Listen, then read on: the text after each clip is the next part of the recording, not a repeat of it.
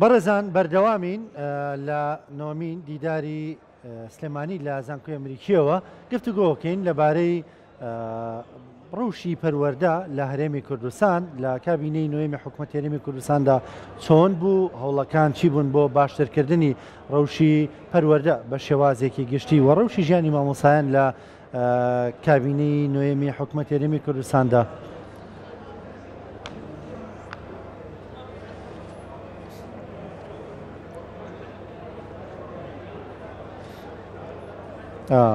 منیوە بێژەر غەڵەتەکە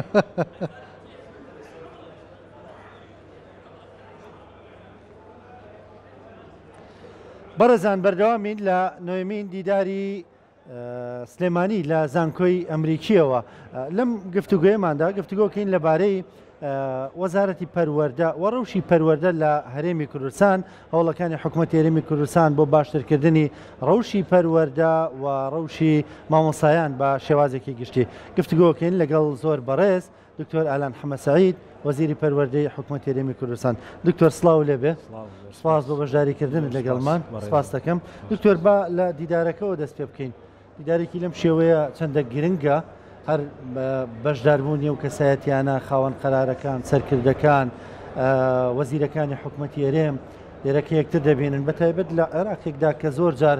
بڕیارەکان بڕیاری نیزامی نین، بڕیاری کەسین، چەندە یەکتر بینین، سڵاوکردن لە یەکتر واکە بەشێک لە کێشەکان چارەسەر بکە. بەناوی خی گەورە میهرەبان، زۆر سپاس. نوێمین دیداری سلێمانی پیرۆز بێ لە سلێمانی و هەروە لە کوردستانیش. ئەم دیدارانە گرنگی تایبەتی خۆیانیان هەیە، دەبنە سەکۆیەک، دەبنە نەوایەک بۆ گفتوگۆکردن لەسەر پرسە سیاسەکان، پرسە ئابوووریەکان و هەروەها ئەو پرسانەی کە ڕەهەندی ئاسایشیان هەیە، بە تایبەتیش کە ئێستا دۆخی ناوچەکە بە هەندێک گۆڕانکاری و هەندێک قۆناغی ڕاگوزەرات هەیە پەڕێ. بۆیە گرنگەوەی کە جەناب داماژەت پێدا بۆ دیداری بڕیار بەدەستەکان و هەروەها یەکتربینینی کەسایەتە سیاسیەکان، چ لەسەر ئاسی کوردستان، چ لەسەر ئاسی عێراق و چ لەسەر ئاسی ناوچەکە، و هەروەها پانتایەکی باشی شەڕەخسێنێ بۆ توێژەران، بۆ ئەکادیمیستەکان کە لێرە خوێندنەوە لەسەر ڕووداوەکان بکەن و هەروەها تێز و پێشنیار و بۆ چوونەکانی خۆیان دەرببن. زۆر باشە. دکتۆر تۆزە بینە سەر باسی حکوومەتی هەرێمی کوردستان، بەڵام خۆشبەختانە وڵەکان دەستیان پێکردووە، دانیشتنی زۆر هەیە، بە تایبەت بەدیاریکراویش لە نێوان یەکێتی نیشتیمانی کوردستان و پارتی دیموکراتی کوردستانەوە دەردەکەوێت شکلی کابینەی دەیەم پێگەنەری سەرەکی ئەم دوو هێزە دەبن و وا دەردەکەوێت کۆبوونەوەکانی شانتەنا بۆەوە نەبێت کە کابینەی دەیەم پێکبێنن، بەڵکو ڕوئیەکی هاوبەشیان نەبێ بۆ دەر لە کابینەی دەیەم بۆ سیستەمی حکومڕانی لە هەرێمی کوردستانە و سیستەمی سیاسی و شێوازی ڕوانین و مامەڵی هەرێمی کوردستان لەگەڵ پرسەکانی دەرەوە. قسەی تۆ لەم بارەیەوە ئەو هەوڵانە چۆن دەبینی؟ بۆ هیواین کە بە زووی کابینەی دەیەمی حکوومەتی هەرێمی کوردستان پێک بێ و هەروەها باشبوونی پەیوەندی نێوان پارتی دیموکراتی کوردستان و یەکێتی نیشتیمانی کوردستانی ژێشەکە لەو خاڵە گرنگانەی کە لە ئەزمموی ڕابردووی هەرێمی کوردستان هەر کاتێک کە پەیوەندیشی باش لە نێوان پارتی دیموکراتی کوردستان و یەکێتی نیشتیمانی کوردستانەوە بێ، دۆخێک لە سەقامگیری لە بژانەوە لە گەشەکردن لە هەرێمی کوردستانە تێبینی کراوە بینراوە، بۆ هیوایی کە کابینەی دەیەمی حکوومەتی هەرێمی کوردستانیش تاوکاری ئەو کارانەوێکە لە کابینەی نوێم و لە کابینەکانی ڕابردووتر کراوە بۆ بتوانرێ خزمەتێکی باشتری خەڵکی کوردستان بکە و بە تایبەتیش کە ئێستا دۆخی ناوچەکە لە گۆڕانکاریەکی بەرچاوایە و گۆڕانکاریشی تێبینی کراوایە، بۆیە پێکەنانی کابینەی دەیەمی حکوومەتی هەرێمی کوردستان لە کارە پێویستیەکان و کارە ئەولویاتەکانە بێت. باشە. دکتۆر، خەڵکی هەرێمی کوردستان بینی هەموو جۆراکرێ بڵین حکوومەتێکیان بینێ، حکوومەتی بن کە فراوان، حکوومەتی مشتەرەکی یەکێتی و پارتی، ئەنی بە بڕوای تۆ چ جۆرە حکوومەتێک بۆ هەرێمی کوردستان گونجاوە، بۆ واقع هەرێمی کوردستان گونجاوە؟ ئەوەی کە تێبینی دەکرێت زیاتر نێوان یەکێتی پارتیدا و چونکە هێزەکانی تر خۆیان لە سەرەتاوە ڕەتیان کردۆ بەشداری لە کابینەکەدا. ئاماژەم بۆدا کە پەیوەندی پارتی دیموکراتی کوردستان و یەکێتی نیشتیمانی کوردستان گرنگە، بە تایبەتیش وە باشبوونی ئەو پەیوەندیە ڕنگدانەوەی لە حکوومەت لە هەموو سێکتەرەکان بۆ زیاتر خزمەتکردن کارێکی گرنگە. ئەوەی کە گرنگتری شەوەیە کە پەیوەندی نێوان هەرێمی کوردستان و حکوومەتی عێراقی فیدراالە، ئەوەی کە ئەو یەکتێگەشتانی ئێستا لەسەر هەندێک پرس هەیە بەردەوامیان هەبێ، بۆ حکوومەتی هەرێمی کوردستانیش بتوانێت زیاتر لە کای خزمەتگوزاری خزمەتی زیاتری خەڵک بکات. باشە. دکتۆر، تۆ یەکێکی لە وەزیرەکانی حکوومەتی هەرێم، زۆر جارێکێتی نیشتیمانی کوردستان گلەیەوەیە بۆ توێتی ئێمە بەنی هاوبەشی ڕاستەقینە نین تەنها بەشدارین لە حکوومەت و زۆر جاریش پارتی دیموکراتی کوردستان بیانووی هەبووە بۆی کەوتێتی هێزەکانی ترخۆیان لە بەرپرسیارەتی دەدەستنەوە ینی پێ دوایە کابینی دێمەگەر هاوبەشێکی کارا بن پێکەوەی تر ئەم بیانوانەیە نامێنێ و لە هەر شوێنێ کە خزمەت نەکرا دیارەکە یەکێتی پارتی ئەوەی کە من ئەندامی ئەنجومەنی وەزیرانم دەتوانم دووسێ مەلامەحی کابینی نوێمی حکوومەتی هەرێمی کوردستان بە کورتی بە جەنابەت بڵێم. یەکەم ئەوەیە کە هیچ بڕیارێک بە زۆرینەوە بە کەمینە لە ناو کابینەی نوێمی حکوومەتی هەرێمی کوردستان نەدراوە. بڕیارەکان بە سازان بە تەفاهم بە بەشی هەر زۆری بڕیارەکان بە کۆدەنجی دراوە. جا لەوەش تەشیل لەسەرەوەکەمەوە کە هیچ بڕیارێک بە لەسەر بنەمای زۆرینە و کەمینە نەدراوە. خاڵی گرنگتریش لەوە ئەوەیە کە حکوومەتی هەرێمی کوردستان و دیدگای جەنابی سەرۆک وەزیران بۆ هەموو هەرێمی کوردستانەوەیە کە لە زاخۆ تاوکو گەرمیان خزمەت بکرێت بۆ هیواین کە کابینەی دێمی حکوومەتی هەرێمی کوردستانیش بە تەفاهومێکی باشترین نێوان پارتی دیموکراتی کوردستان و یەکێتی نیشتیمانی کوردستان بتوانێت ئاستی خزمەتگوزاریەکان زیاتر بەرەو پێ بدە. باشە دکتۆر باس لە وەزارەتەکەی خۆت بکەین لە کابینەی نوێمی حکوومەتە لە کاروبارەکان ڕازی هەندێک بابەت هەیە لە کەرتی پەروەردە پەیوەندی هەیە بە توانامرۆییەکانەوە، هەندێک بابەتی دیکەش پەیوەندی هەیە بە توانادارایەکانەوە. دۆخی دارایی هەرێمی کوردستان بەڕێز داگاداری هەمومان پێ ئاشنا بووین لە ماوەی ڕابردوو. تەنانەت دەتوانم بڵم لە ساڵی 2014ەوە کە نزیک بە 11 ساڵە یان زیاتر لە 10 ساڵە کە دۆخی دارایی هەرێمی کوردستان دۆخێکی ناسەقامگیر بووە بەهۆی کە بەغدا بەشە بودجە و هەروەها موچەی فەرمانبەرانی هەرێمی کوردستانی وەکو پێویستیان لە کاتی خۆی نەناردووە، هەندێک کاتیش ئەو بەشە بودجانە بڕاوە. هەرێمی کوردستانی احتیمالی کردووە سەر توانە داراییەکان و توانامرۆیەکانی خۆیان. لەم ڕووە ئەمە گرفت بۆ حکومڕانی، گرفت بۆ سێکتەرەکانی حکوومەتی هەرێمی کوردستان دروست دەکات بە دڵنیایی، چونکە ڕەکیزەی مالی ڕەکیزەیەکی ئەساسیە لە پێشکەشکردنی خزمەتگوزاری لە بەرزکردنەوەی کوالیتی لە هەموو سێکتەرەکانی حکوومەت. کەرتی پەروەردەش بە دەرنیە لەمە بۆیە لەلایەنە داراییەکەیەوە لێکەوتەکانی قەیرانی دارایی و لێکەوتەکانی ئەو پەیوەندی لە نێوان هەرێمی کوردستان و لە نێوان حکوومەتی فیدرالە هەوە کە حکوومەتی فیدرال لە کاتی خۆی مستحقاتی هەرێمی کوردستان یان بە جۆرەی ئەوەی کە لە چوارچێوەی عێراقا هەموو ناوچەکان وەکو یەک سیرکە وەکو پێویست مامەڵە و بەرخوردی لەگەڵم بابەتە نەکردووە. لێکەوتەی دارایی لەسەر هەموو کەرتەکان لە هەموو سێکتەرەکان دروست بوو، بەڵام لەگەڵەوەشدا حکوومەت کارەکانی ڕانەگرتەوە بە جۆرەیە و تواناوە و ئیمکانەتە دارایانەی کە لە بەردەستی بووە توانیوێتی خزمەتگوزاری پێشکەشکە. بەڵام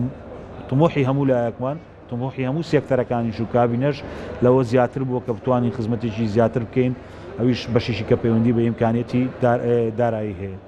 بۆیە هەموو شتێکیش تەنها بابەتی دارایی نەبەسینەوە، بەشێکی دیکەش پەیوەندی بە ئیمکانێتە مرۆییەکان و بەدیدی استراتیژی و بە تێڕوانینەوە هەیە بۆی کە تۆ دەتەوێت لە ئایندە چی بکەیت. سێکتەری پەروەردە ئەگەر ئەم ڕەهەندە مالی لێ دەربکەیت کە گرفتی بۆ موچەی مامۆسایان و فەرمانبەران و هەروەها گرفتی بۆ بینا و بۆ کاروباری تەشغیلی دروست کردووە، بەڵام ئەگەر لە دیوەکەی دیکە سەیری بکەی هەنگاوی استراتیژی گرنگینەوە. بۆیە من لەسەر دوو ئاس قسەت بۆکەم، ئاسی دارایی لێکەوتە لەسەر هەموو سێکتەرەکان و ئاسی توانامرۆیەکان و ئەو دید و تێڕوانینەی کە لە کابینەی نوێمی حکوومەتی هەرێمی کوردستان هەبووە. من دەتوانم بڵم بەشێکی هەر زۆری ئەو کارنامەی کە ئێمە هەمان بۆ لە وەزارەتی پەروەردەوەروە لە کارنامەی کابینەی نوێمی حکوومەتی هەرێمی کوردستان کە لە دەی حوتی 2019 بتمانەی وەرگرتووە جێبەجێمان کردووە. گۆڕانکاریی باش لە پرۆگرامەکانی خوێندن کراوە بەبێەوەی تێچوشی دارایی هەبێت کە ئەمە بۆ حکوومەتی هەرێمی کوردستان ئەگەڕێتەوە. زیاتر لە 507 ناونیشانی کتێب گۆڕانکاریان بەسەرا کراوە کە بەشیشیان پێشتر لەگەڵ کۆمپانیایە و حکوومەت پارەیەکی زۆری داوە لەگەڵ کۆمپانیا گرێبەس هەبووە. ئێمە توانیمانە لەم لایەنەوە خزمەتێکی باش پێشکەشکەین لە پێداچوونەوە بە پرۆگرامەکانی خوێندن بەدەستی نیشتیمانی لە هەموو پارێزگا و لە هەموو ئیدارە سەربەخۆکانی کوردستان سوپاسی مامۆسایان و سەپەرشتیاران و پسپۆڕانەکەم. توانیمانە پرۆسەی بە دیجیتالکردنێکی بێوێنە و ناوازە لە ناو وەزارەتی پەروەردە خزمەتگوزاریە کارجێڕی و هەروەها خزمەتگوزاریە پەروەردەیەکانمان تا ئاسیشی زۆر باش بە دیجیتالی بکەین کە لەسەر ئاسی ناوچەکە و تەنانەت لەسەر ئاسی عراقی شایەتی بۆ دەنکەم خزمەتگوزاریە نەکراوە. توانیمانە بنەما دانین بۆ هەڵسەنگاندنی قوتابخانەکان، توانیمانە بەشداری بکەین لە هەڵسەنگاندنە نێودەوڵەتیەکان. زۆر کاری استراتیژی دیکە کراوە کە پەیوەندی هەیە بە ئەوەی کە بە توانامرۆیەکان و لەسەر بنەمای تێڕوانینی استراتیژیەکرێت لە کەرتی پەروەردەیە. بۆیە ئەگەر لە تێڕوانینی خۆمەوە شرۆڤەیەکت بۆ بکەم لەسەر ئەو دوو ڕەهەندەت شرۆڤت بۆ بکەم ڕەهەندی دارایی کە کاریگەری لەسەر هەموو سێکتەرەکان هەیە و کەرتی پەروەردەش بەدەر نیە دۆخ و ژیانی مامۆسایان و فەرمانبەرانی و لەسەر لایەنە مرۆییەکان و جێبەجێکردنی ئەو کارنامەیە کە پێویستی بەوە هەیە لە نۆژەنکردنەوەی قوتابخانەکان لە دروستکردنی قوتابخانەی نوێ ژمارە قوتابخانەی پێویستمان هەیە ئێستا هەرێم پێویستی بە چەند قوتابخانەی ئێمە ئومێدی ئەوەمان هەیە کە بتوانین زۆرترین قوتابخانە دروستکەین ئەمەش پەیوەندی هەیە بە ڕەهەندی داراییەوە تا ئێستا 214 قوتابخانەی نوێ لەم کابینەیە کەوتۆتە بواری خزمەتەوە 1678 قوتابخانە نۆژەن کراوەتەوە 627 ژووری نوێی خوێندن دروست کراوە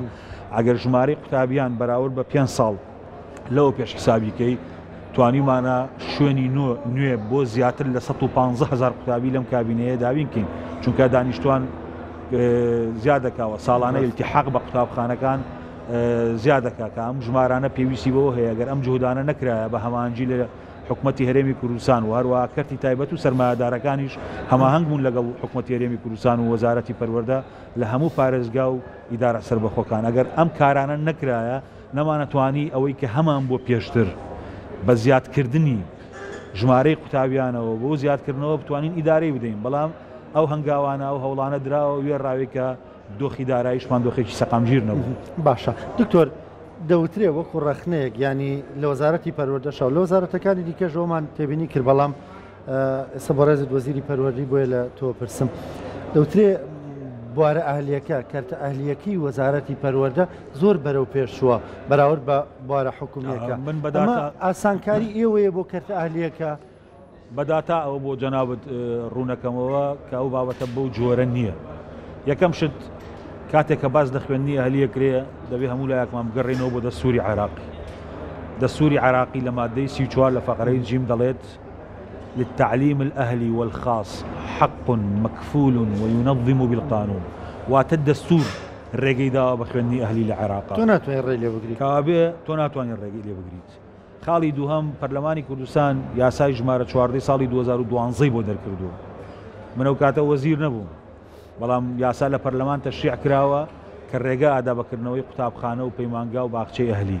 کەوابێ هەر کەسێک کە وەزیرە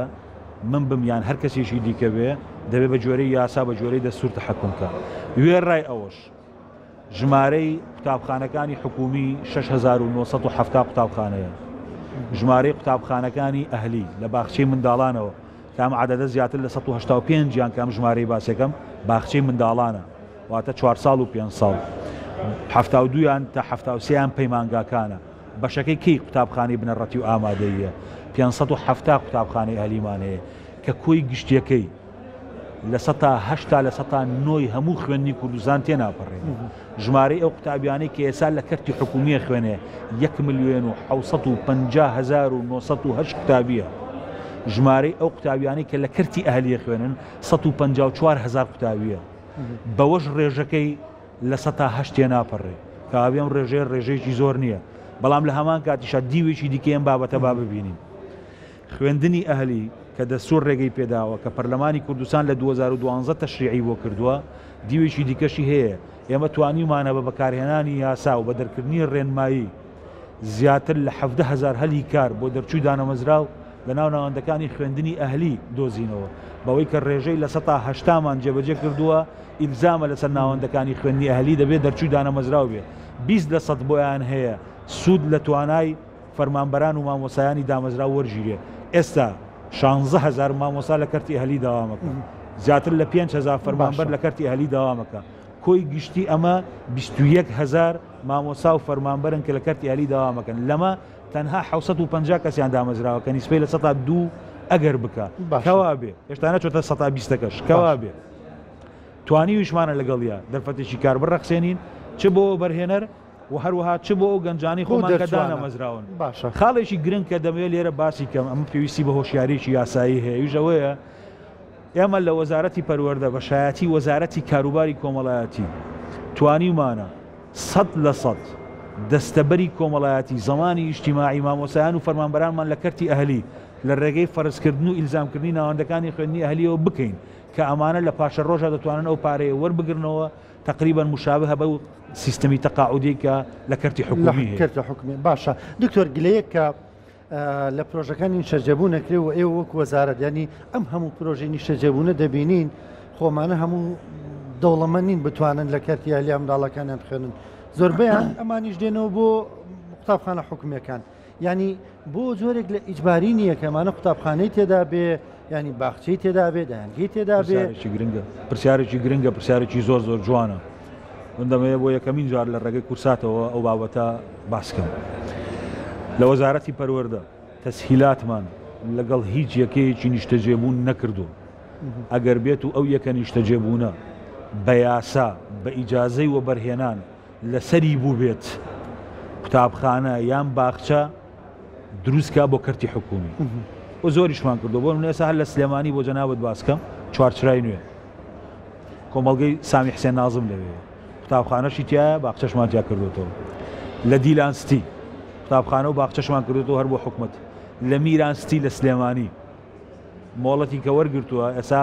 لەسەریانە کە دوو قوتابخانە دروستکەن وا لە پرۆژەکە دروستیەکەن